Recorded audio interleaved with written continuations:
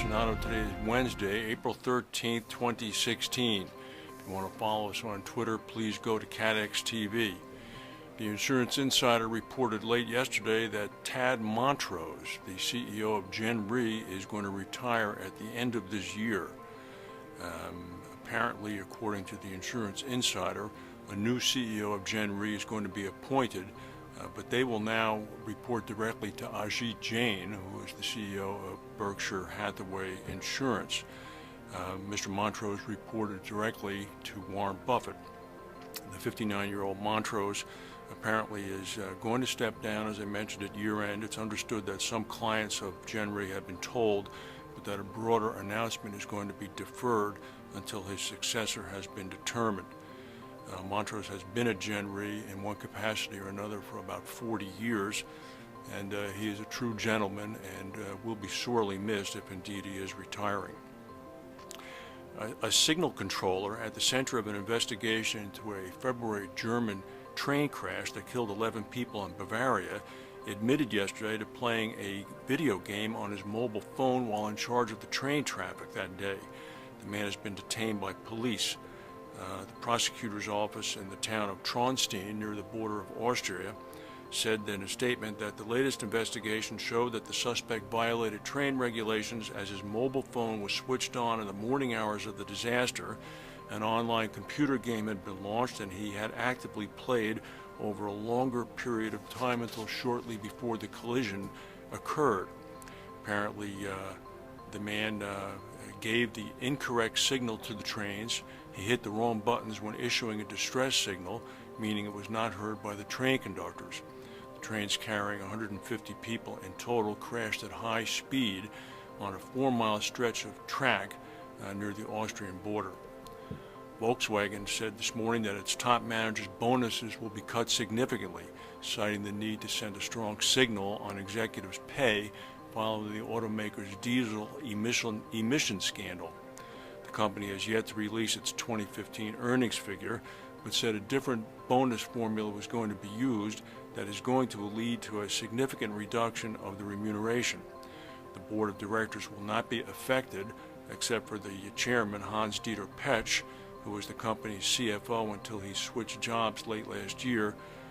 Volkswagen said he's going to be included in the bonus cut at his own request.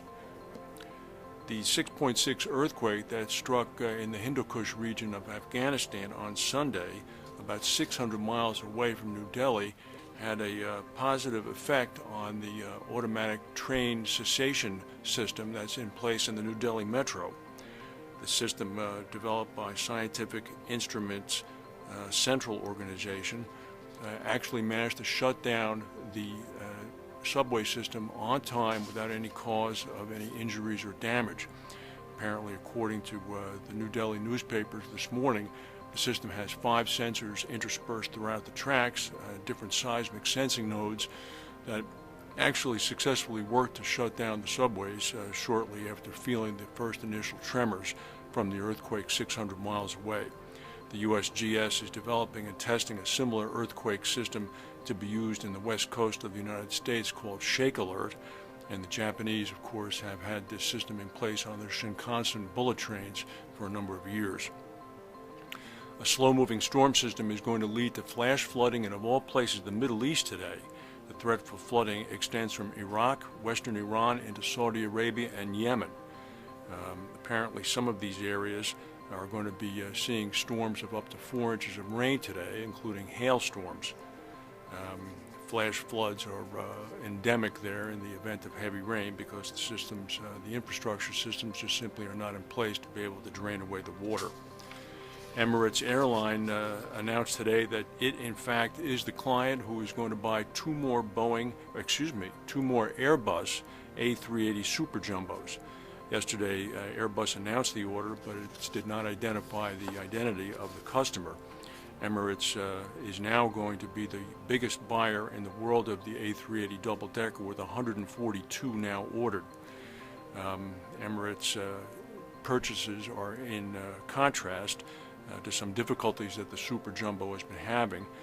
The French carrier Air Austral announced last week that it had canceled an order for 2 of the planes, Air France said earlier that it had dropped plans to take the last two A380s it had ordered, and Virgin Atlantic said that it does not plan to take the 6 A380s that it ordered.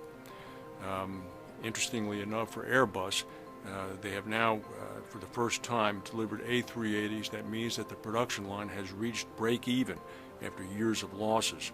The company has said the program should remain at break-even this year and next, although more orders are needed to fill capacity after 2017. If you've been at an airport and seen that plane, you undoubtedly have stopped and stared at it. It is quite something to look at. That's the news for today. If we have any breaking news, we'll come back and tell you. Thank you for watching, and we'll see you tomorrow.